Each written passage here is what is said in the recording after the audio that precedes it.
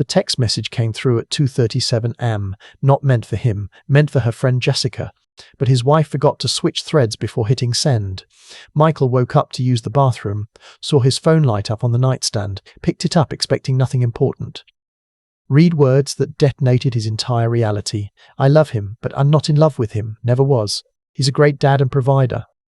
But yeah, the spark was never there. He was stable and ready when I needed someone. I settled. We both know it. Michael is 45, software engineer.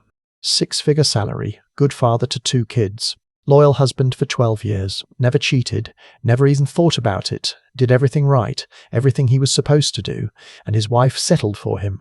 She was never attracted to him, never passionate about him, never in love with him.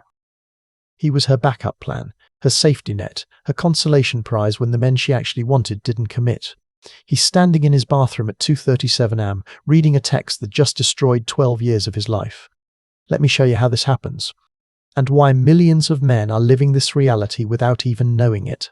I've counseled hundreds of men in Michael's situation. The story is always heartbreakingly similar. The timeline is always predictable. The devastation is always total. They're good men, stable, reliable. They did everything society told them to do. Built careers, became responsible.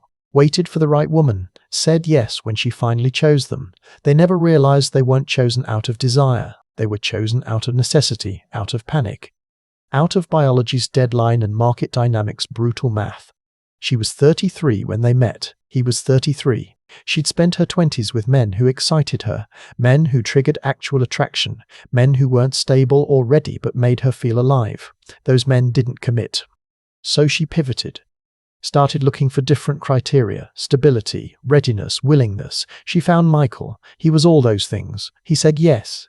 They married within 18 months. He thought he won. He thought she chose him. He never realized he was chosen by default when her first choices chose someone else. Let me show you Michael's actual timeline. This is where the pattern becomes visible. Ages 22 to 32, Michael dated sporadically, had a few relationships, nothing serious. Focused on building his career, becoming the man women would want. He believed in the formula: be successful, be stable, be ready. The right woman will appreciate you. Meanwhile, Jennifer's timeline looked different. Ages 22 to 32, she dated the men who excited her. The musician who couldn't hold a job but made her feel alive. The entrepreneur with big dreams and empty bank accounts. The personal trainer who was gorgeous and inconsistent. Men who triggered genuine attraction. Men who weren't ready for commitment. At 33, Jennifer's reality shifted. Her biological clock screamed. Her social circle was married with kids. The exciting men weren't committing. She needed to pivot. Fast, she changed her criteria. Stopped filtering for attraction. Started filtering for stability, readiness, provider potential. She met Michael on a dating app. He checked every new box. Stable job, good income, ready for marriage, wanted kids. Michael thought he'd finally found someone who appreciated him. Jennifer thought she'd found someone who would give her what she needed before time ran out. Looking back, Michael can see the signs. He just didn't know what they meant at the time. Sign 1, the rushed timeline: they met in March, engaged by December, married the following June, 15 months total. Jennifer pushed every milestone. Michael thought she was just sure about him. Reality, she was racing her biological clock. She needed commitment before she aged out of options completely.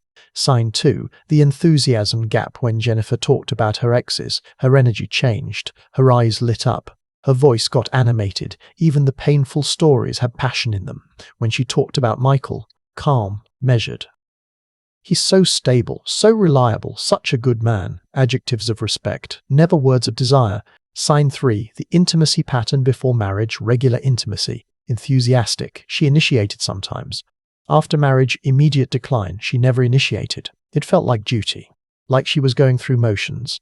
Michael rationalized it. Marriage changes things. Kids are exhausting. Work is stressful. She still loves me. Sign 4, the comparison comments: you're so different from guys I used to date. She meant it as a compliment. Michael heard, you're better.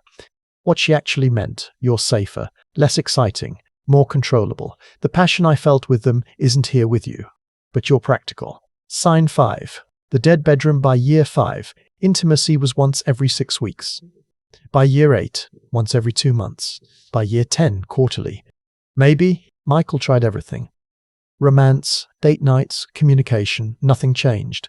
Because you can't negotiate attraction, you can't talk someone into desiring you. Either they do or they don't. Jennifer didn't. She never did. She settled for practical partnership. She gave him duty sex to maintain the arrangement, but desire, that died with her 20s when the men she actually wanted didn't choose her back. Here's what Michael's finally understanding. Female attraction and female settlement are two different mechanisms with different purposes. Attraction, biological, automatic, triggered by masculine traits she can't control responding to. Confidence, dominance, unpredictability, physical presence. When she's attracted, intimacy is spontaneous, enthusiastic, frequent. She thinks about you, wants you, initiates. Settlement, strategic, calculated, triggered by life circumstances and deadline pressure. When biology demands children and the market offers limited options, women enter settlement mode. Criteria shift from who excites me to who's available and acceptable. Psychologists call this dual mating strategy. In her peak years, prioritize attraction. In her declining years, prioritize provision. The men who trigger these two responses are usually different men. Michael was never Jennifer's attraction choice. He was her settlement choice. She chose him because her timeline demanded it, and he was willing and able. This creates what I call the settlement marriage dynamic. She performs affection because the arrangement requires it. She provides intimacy because marriage contracts include it. But it's performance, duty, maintenance of the arrangement, not desire. For the man, this is devastating once recognized. He's spending his best years, his resources, his emotional investment on someone who never wanted him sexually, who tolerates intimacy rather than craves it, who thinks of him as a role, not a man. He's providing, protecting, staying faithful, building a life, raising kids, doing everything right, and she's mentally elsewhere. Sometimes literally planning how to leave once the kids are grown. Sometimes having an emotional affair with someone who triggers what Michael never could. The cruelest part? Michael did nothing wrong. He was exactly what he was supposed to be. Stable, reliable, ready. The system told him these traits would make him valued. Nobody told him they'd make him settled for. Nobody warned him that being chosen for practical reasons means never being actually desired. Drop a comment. Have you ever felt like the backup plan in your relationship? The guy she settled for when her first choices didn't work out. This is an epidemic. Keep watching because what comes next shows what settlement does to a marriage long term. Michael's been married 12 years. The bedroom has been dead for at least 7. Here's why settlement kills intimacy. You can't fake attraction long term in the beginning. Jennifer could perform enthusiasm. Frequency was acceptable because she was motivated by securing the commitment. Once marriage was locked in, kids were born, the motivation changed. Now she's maintaining an arrangement, minimum viable intimacy to prevent relationship failure, nothing more. Duty sex destroys both people for Jennifer. Intimacy becomes a chore, something she has to do to keep the peace. She starts avoiding situations that might lead to it. No cuddling, no affection, creating distance so he won't initiate. When it happens, she's mentally elsewhere, counting ceiling tiles, making shopping lists, waiting for it to end. For Michael, he feels it, feels her detachment, her lack of enthusiasm, her body language that says, get this over with. It chips away at his masculinity, his self-worth, his identity as a man. He starts initiating less because rejection and duty compliance both hurt. Eventually, he stops trying. The bedroom dies completely. The desire gap creates resentment. Michael knows Jennifer was different with previous men, more passionate, more available, more enthusiastic. She gave him her prime years, her genuine desire, her sexual peak. She gives him duty, maintenance, reluctance. He resents her for it. She resents him for wanting what she can't give. The resentment builds, silently, creating emotional distance. Eventually, they're roommates, co-parents, financial partners, not lovers, never were lovers, just people sharing space and responsibility. This is why dead bedrooms exist. Most dead bedrooms aren't about stress or exhaustion or hormones. They're about settlement. She was never attracted. She performed until commitment was secured. Then performance became optional. Then it stopped entirely. And he's left wondering what he did wrong when he did nothing wrong except be the guy she settled for. That text message at 2:37 detonated Michael's entire reality. But the devastation isn't just about what he read. It's about what he's now re-examining. Every memory is contaminated. The proposal he thought was special. She was calculating timeline. The wedding where she said, I do. She was relieved to beat the clock. The intimacy he thought was connection. She was performing to secure commitment.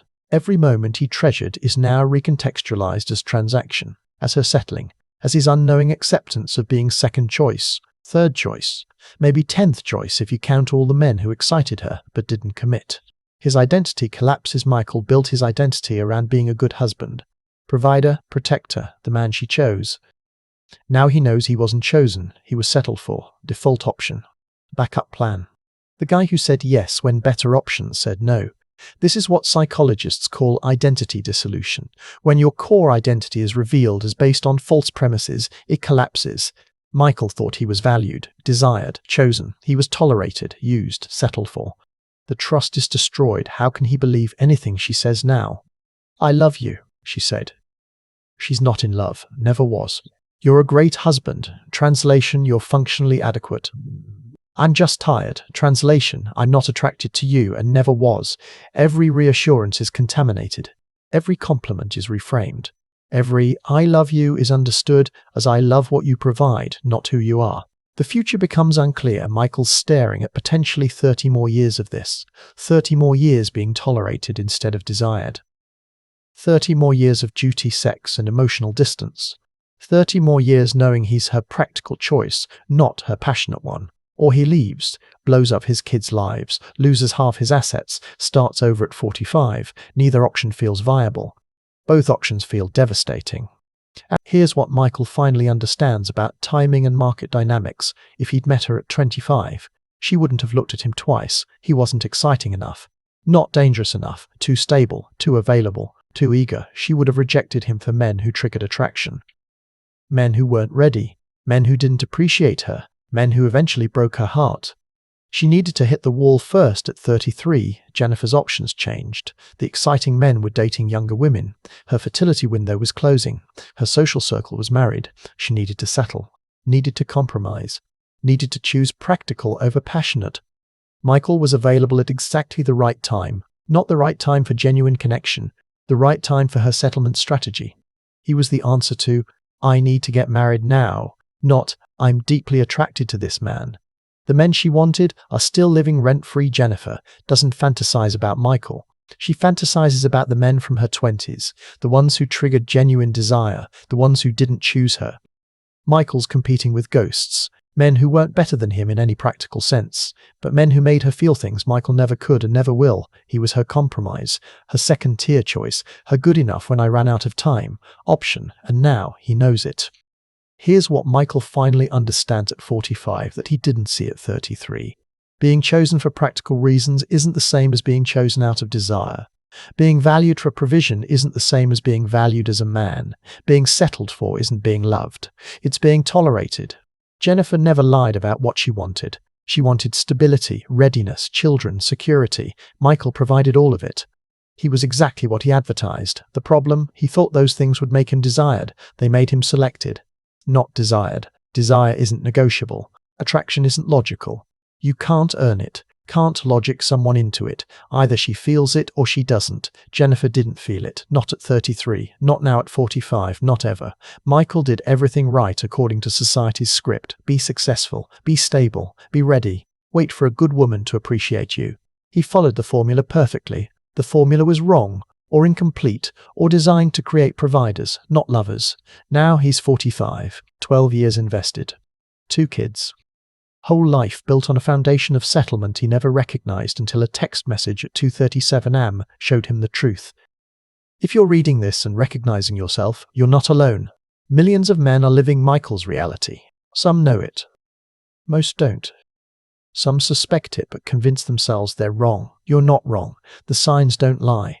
Dead bedroom, lack of enthusiasm, feeling like you're tolerated rather than desired, being valued for what you provide rather than who you are. These aren't in your head. These are symptoms of being the guy she settled for. What you do with this realization is your choice. Some men accept it, decide provision and stability are enough. Some men leave, start over. Some men live in quiet desperation until the kids are grown. There's no right answer. Just the truth that being settled for is a specific kind of psychological death.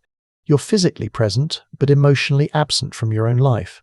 Going through motions, maintaining an arrangement, wondering what might have been if you'd been chosen out of desire instead of desperation. The text message came at 2:37 am, but the truth was always there. The signs were always visible. Most men just don't want to see what they're actually living until they can't unsee it anymore. If this resonated, you're not alone. Drop a comment sharing your experience. And if you know men living this quietly, share this video. Sometimes naming the pattern is the first step to deciding what to do about it. Subscribe for more uncomfortable truths about modern relationships that nobody else will say out loud. I'll see you in the next one.